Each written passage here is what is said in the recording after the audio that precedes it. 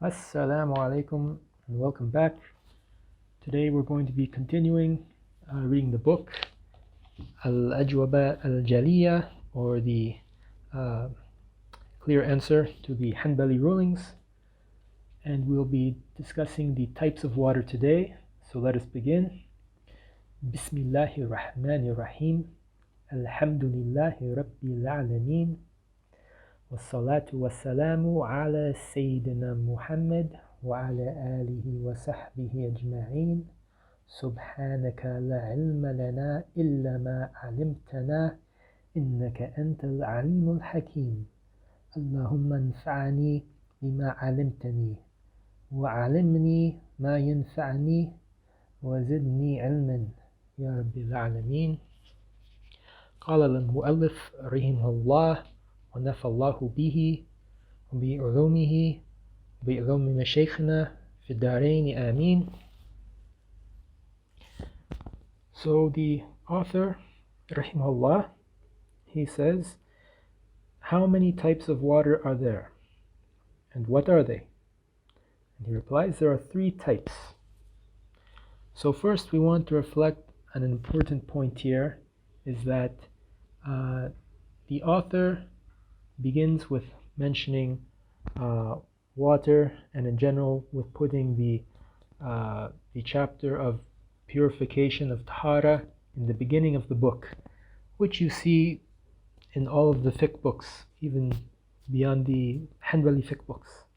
And the wisdom behind this is that Tahara is called the Miftah as-Salah, or the key of prayer. So for example, we have the hadith عن جابر بن عبد الله رضي الله عنهما قال قال رسول الله صلى الله عليه وسلم مفتاح الجنة الصلاة ومفتاح الصلاة الوضوء. This is narrated by at-Tirmidhi, and it means that Jabir bin Abdullah radiallahu anhuma said that the Messenger of Allah sallallahu alayhi wasallam said that prayer is the key to al-Jannah, or the paradise, and al-Wudu is the key to the prayer. And there's another famous hadith, عن علي رضي الله عنه قال قال رسول الله صلى الله عليه وسلم مفتاح الصلاة الطهور وتحريمها التكبير وتحليلها التسليم. Narrated by Abu Dawood, which means on the authority of Ali radiallahu anhu, that he said that the Messenger of Allah sallallahu alayhi wasallam said that the Tahur, or purification, is the key of prayer, and its opening is the takbir, and its ending is the taslim. Now, it's also important to mention that the author, rahimahullah, he mentioned that water is of 3 types. And when we say 3 types, this isn't from a shari'i evidence, but this is how it's categorized by the fuqaha, according to the rulings that are related from each category. So, it's possible that one could categorize the types of water differently. And we will see that there is an important disagreement among the fuqaha on the details of one of these categories.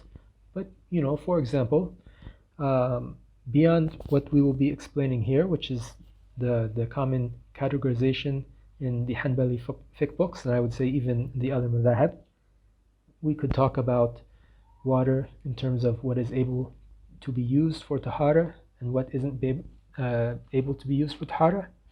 Likewise, one could categorize according to what is able to be drunk and used and what isn't, except for in the case of a darura, or necessity. So let's begin now with the first type.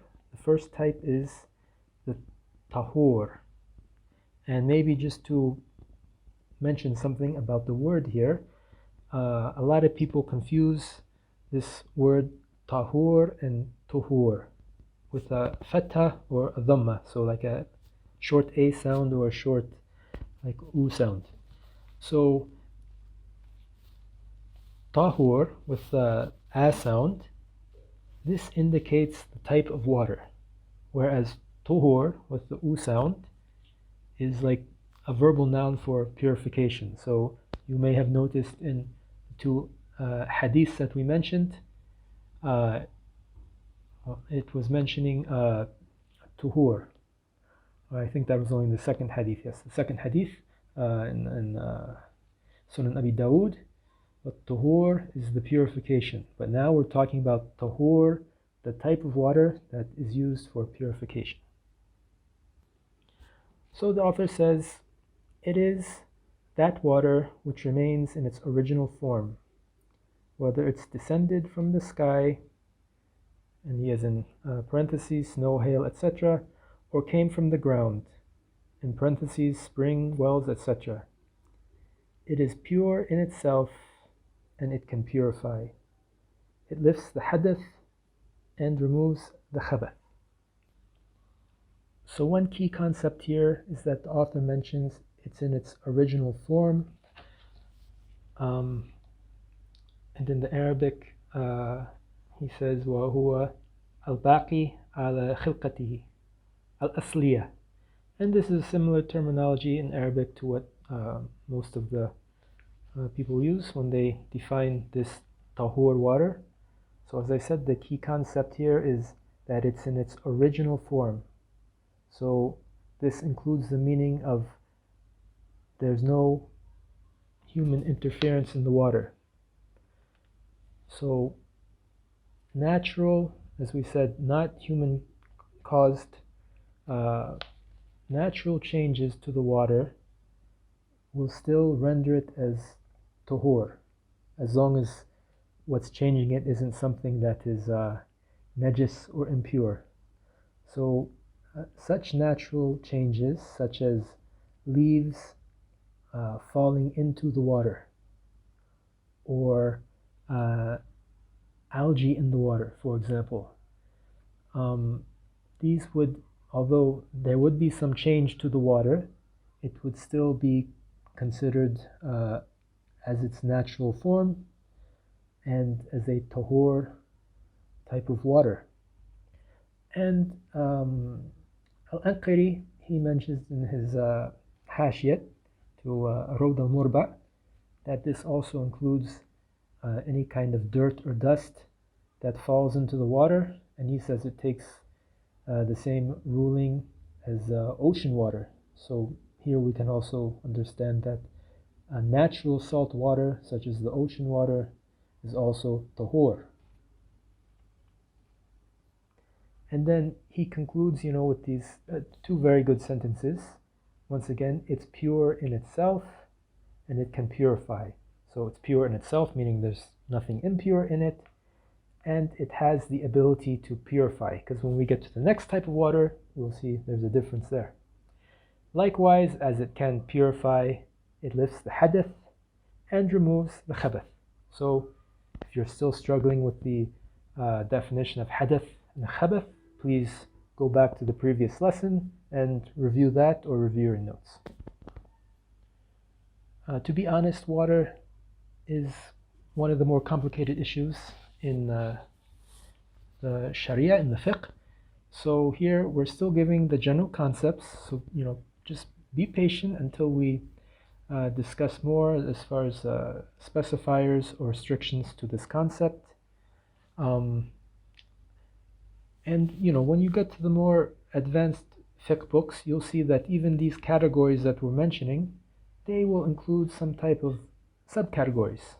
So, for example, the tahur water has a category of the tahur water that is haram to use.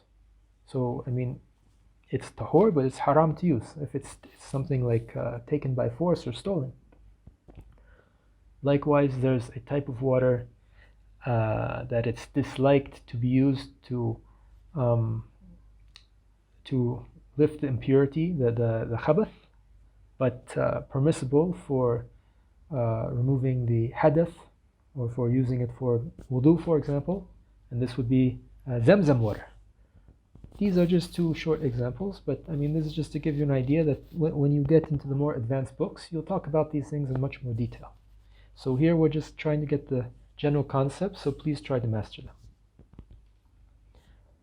The author goes on to say, for the next category is the Tahir. So Tahir, it is, as one type, a large, or one definition we can say here, a large amount of water whose color, taste, and smell changes by being mixed with something pure. So being mixed with something pure, such as saffron. Second subcategory here, a small amount of water, and the author will go on to define what is a small amount of water, so please be patient. A small amount of water previously used for lifting hadath. And in parentheses, he says used wudu water collected in a container. We'll go back to that. I'm not sure I like that definition. Okay. Third, he says a religiously obligated, I would rather say a legally obligated Muslim, which wakes up from nocturnal sleep and dips his hands into the water. And here he's also talking about small amount of water. So dips his hands into the water before washing it 3 times without niyyah and the basmala. Doing this is wajib. In parentheses he says can refer to niyyah or the basmala. That's actually incorrect. The wajib part is the saying the basmala. The niyyah is actually a shart or condition. This water is now pure in itself, but unable to purify. And he concludes, it is permissible to use tahir water for eating and drinking, etc., but not for lifting hadath and removal of khabath, not even for istinja. And I'm not sure why he added the last part, and not even for istinja is not in the Arabic text here. So there's a lot to unpack here. There are a few key concepts that he's mentioned. So maybe the first key concept under the tahir water is that it changes according to, or it's described as changed according to a change in 3 characteristics. These are the color, the taste, and the smell. And here for the tahir water, we're talking about these being changed by something pure. So once again, something pure that changes one of the 3 characteristics. So you have to memorize these: color, taste, and smell. Likewise, for it to be considered tahir water, it should still be considered as water. So, for example, mixing like a tea bag or tea leaves in the water, it would, the tea is something pure, but it being mixed in the water would then change what we consider it. I mean, we would call it tea instead of calling it water. So this is a case where it's not even as a tahir water. We might call it a tahir substance, but it's not the type of water we would say tahir. This might be opposed to something that, for example, there's a type of water called rose water. It's water where they put like the essence of rose in it. It's still, despite having the smell and maybe even the taste of the rose, it's still considered water. And just to go back to the previous type of water, the Tahur, in case I forgot to mention it, but I mean, this is the general rule about the water. If something pure is mixing in the water, I mean, if you mix enough of something, it stops being water. So one of the examples that we gave was, if dirt or dust is falling in the water. So if it's naturally falling in the water, as we said, it's falling in the tahur water, it would still be tahur, unless it became so much that the water itself, we stopped calling it water, like we started calling it mud, for example.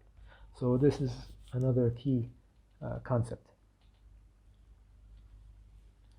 The next concept here is that he talks about a small amount of water, which, although he doesn't say, this is opposed to a large amount of water. And the author will go on later to explain what is a small and large amount.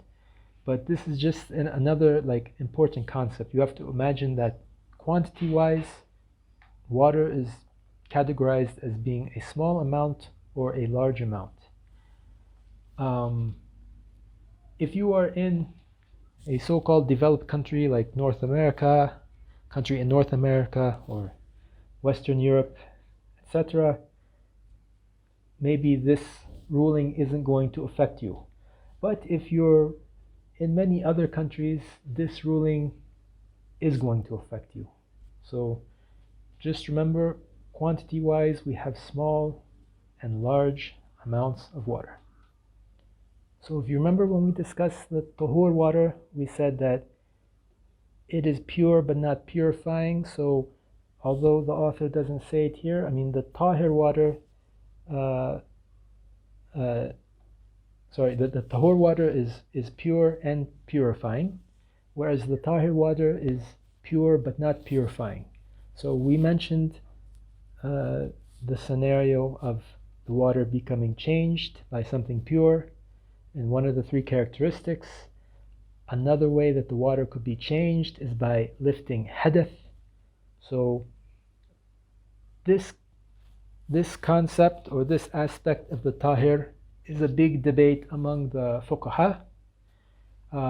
You may remember some of the hadiths that we mentioned in the previous lesson. So we believe there are changes or there's some effect to the water. I don't want to get into that whole debate again, but that is our position.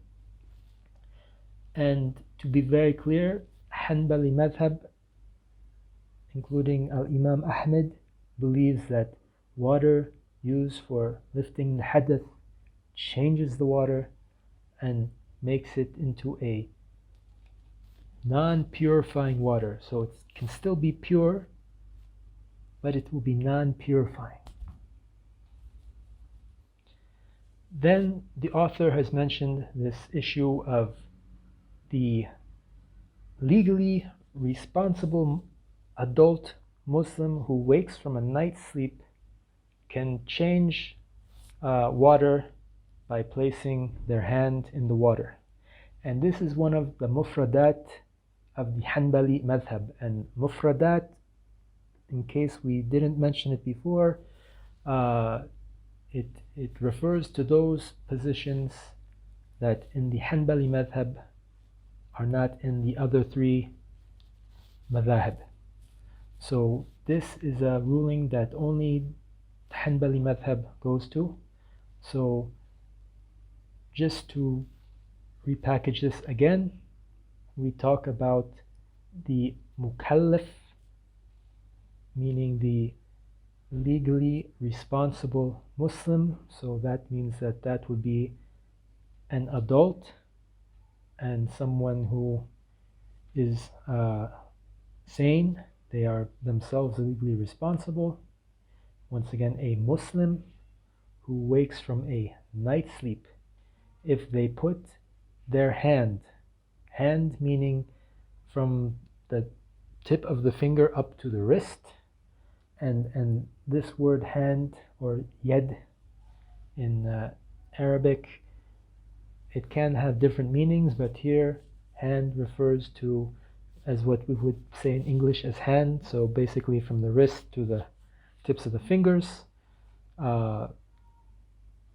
If the legally responsible adult Muslim who wakes from a night sleep goes and just puts his hand up to the wrist in water, that water becomes Tahir, meaning that it cannot be used for purification.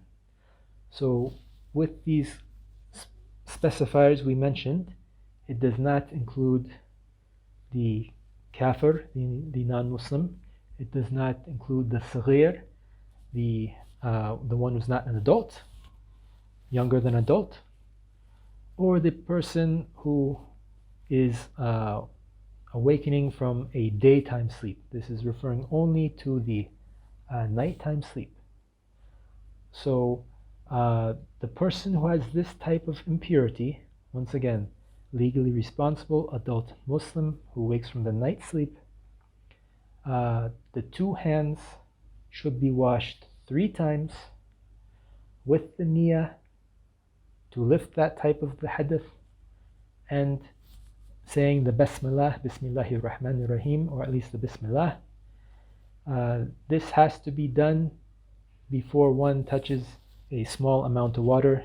Otherwise, as I said, the water, if it is Tahur, will become Tahir.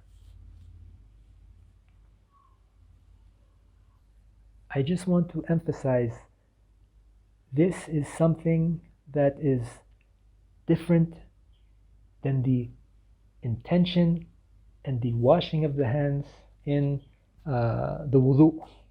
And it took me a long time to get my head around this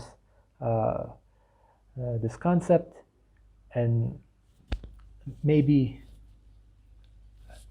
it's not always so clear in the introductory books either, but if I just read a quick translation of what al-Buhuti mentions in his Sharh of al-Muntaha, which is a very beneficial point, I think it will help us here.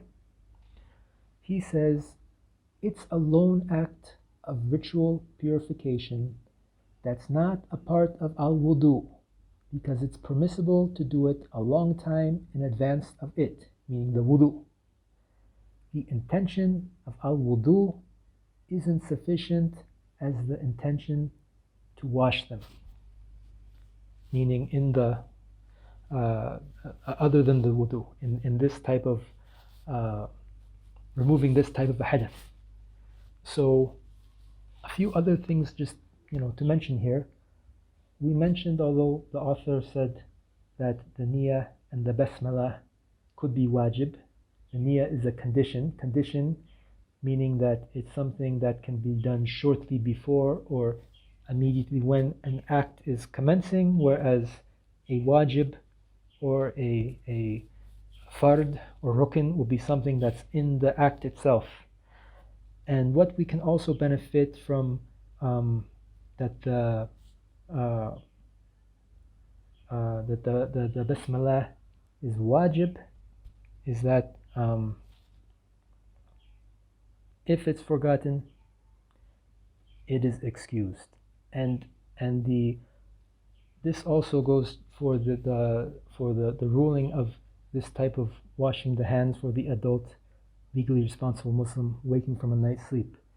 If they forget, it is excused on them, but not if they know and they intentionally forget. And just as al-Buhuti said, it's a lone act.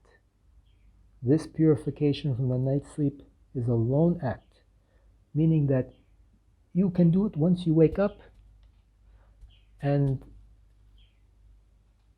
sometime later when you're going to pray, or if it's the same time, there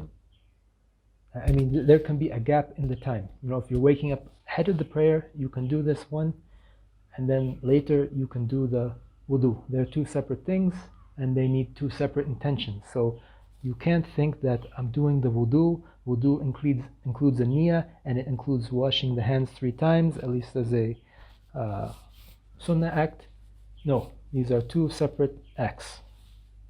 So I hope that one is clear, and If you need, just go back and listen to this part again, inshallah.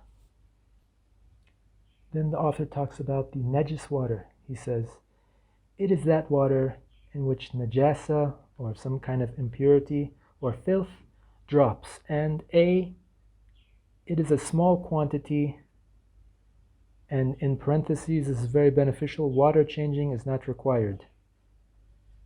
Meaning, something impure falls in a small amount of water, even if you can't see any change, it is now najis. Or a large quantity of water where one of its three characteristics that we mentioned before, the smell, the taste, the color, have changed. Meaning changed because of that najasa that has fallen into it. And we will later give a larger definition of najasa, but I think we have a general idea of it now. Then he goes on to say, this water cannot lift hadath nor clean khabath. Now is the definition of the large quantity. A large quantity of water is 2 qullas or more. A qulla is a large container which requires a strong man to carry it. This is in parentheses. 1 qulla is 71 3/7 ritl in Nablus or its equivalent. A small quantity is anything less than the above. So on the quantity, the qullatain, the 2 qulla, there is some disagreement on the exact amount. I usually see scholars mention somewhere between 190 to 200 liters. I think one book mentioned 196 liters. I believe that in the translation of Zad al-Mustaqna, Sheikh Musa Ferber mentions 162 liters, which is the lowest that I've seen. So I don't know which is the most correct one, but I see most scholars mention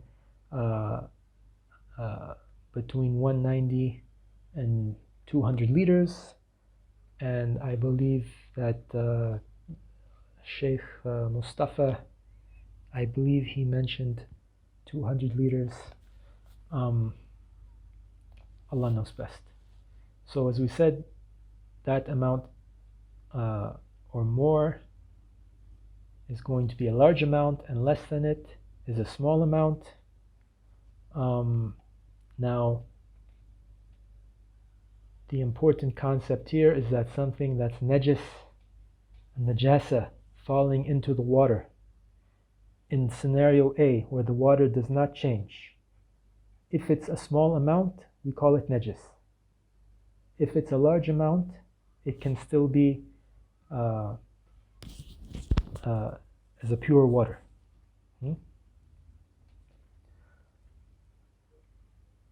In the scenario that the water does change, whether it's small amount or large amount, we would then call the water najis. Also regarding the, ascertaining the amount of water, there is a concept in the usul of fiqh that one needs to only have what we could call a very reasonable kind of certainty in matters of fiqh. So I remember Ibn al-Ham, he mentions one example that, if you're making wudu and you're wearing a ring and you want to know that the water has reached the skin underneath the ring, it's sufficient just to move the ring around. Likewise, if you're looking at some water and you don't have a way to actually measure the water, having a difference of like 5-10 liters, it shouldn't make a difference. So if somehow you can be quite sure that what that amount is, if there's a small difference, meaning that if you're going with the ruling that 190 liters is the large amount, it's actually like 180, 85 liters, that's okay. And maybe just to facilitate your visualization, a cubic meter of water is 1,000 liters. So I hope you're thinking in the metric system. Sorry, people in North America. So cubic meter, I think we all know how big a meter is, maybe even in the United States. So just imagine a cubic meter, that's 1,000 liters. So if we're going with about 190 or 200 liters as the amount where we call it a large amount or more than that. So you can imagine like a fifth of the cubic meter of water. That's the amount where we can call a large amount, that and more. So that will just help you to visualize in your mind. This book, which as we said is based on Dalil al-Talib, they mention the definition of small and large amount of water here. Personally, I like where they mention it in Zad al-Mustaqna, which is at the end of the definition of Tahur water, because then that helps to explain the remaining definitions. But anyways, I hope that you have these, you now understand the difference between the large and the small amount, and if you need to go back, just go back and hopefully it'll make more sense when you read about those rulings. So there are just a few extra issues that we're going to mention that our Sheikh Mustafa mentioned. So with regards to purifying water, we have some different scenarios for the large amount of water. So if there's a large amount of water that becomes impure, becomes najis, but then over time it changes by itself, it can go back to being a pure water. Likewise, if you have the large amount of water and there's some najasa in it, and you can remove some water, and it appears as the najasa is also removed, and you still have a large amount of water remaining, this is another way to purify the water.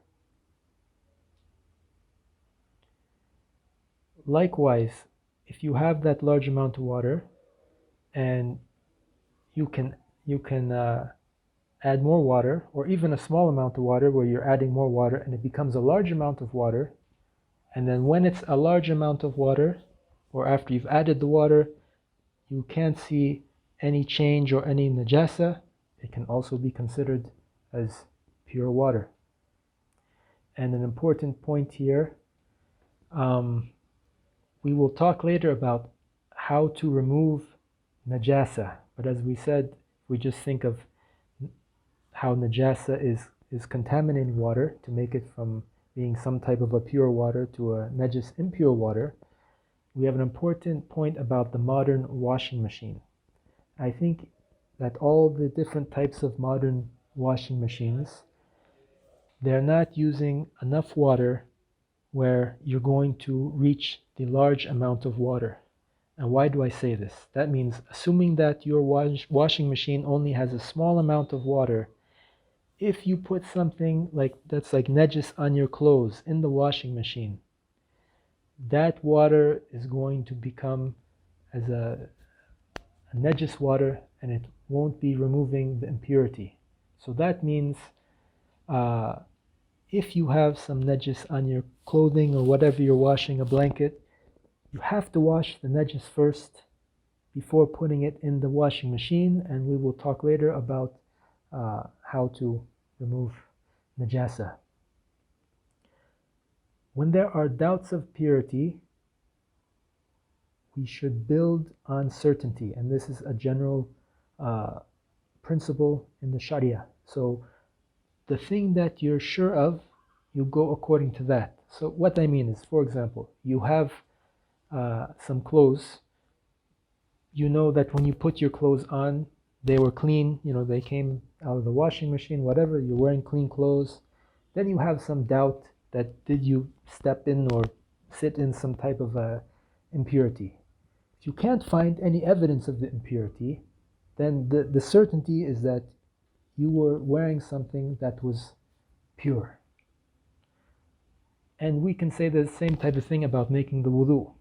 If you've made the wudu and then sometime later you had a doubt, have I done something that has negated the wudu? You will assume that you're still in the state of purity. So this lesson was a little bit heavy. We'll end here. If there's anything that's not clear, please go back and listen again. I hope I didn't miss anything. Inshallah, everything is clear. So as usual, please don't forget us in your dua and that of our sheikhs and all the Muslimin, inshallah. Alhamdulillahi Rabbil Alameen.